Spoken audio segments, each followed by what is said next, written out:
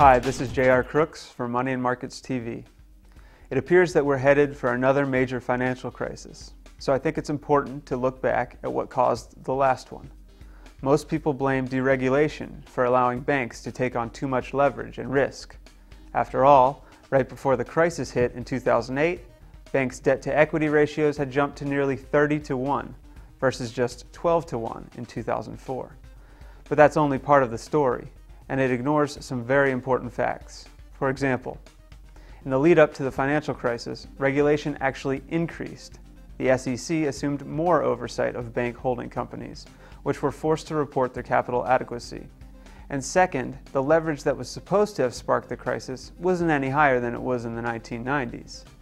Another supposed culprit was the fact that financial firms were no longer partnerships, but public companies. So employees didn't feel a responsibility to protect the business. Instead, they gambled with other people's money to generate fees, profits, and bonuses. Like leverage and deregulation, this was certainly part of the problem, but it was just a symptom of the real disease, the culture of risk-taking that has pervaded the entire global financial system. That attitude is why subprime mortgage-backed securities got so popular. It's why credit default swaps are skyrocketing now, and it's why JP Morgan lost so much money on proprietary trading. But risk-taking is still only part of the larger problem, which I summarize as three concepts destroying our financial culture. First is the concept of growth at all costs. Whether it's in publicly traded companies or national economies, growth now seems to be the only data point that matters. But besides the fact that nonstop growth is unsustainable, GDP, revenue, and profit numbers sometimes mask the true state of an entity's financial health. Second is the myth of equality. Politicians always tell us they want to provide prosperity to everyone, but pursuing that goal often leads to profligate spending and drives up debts and deficits.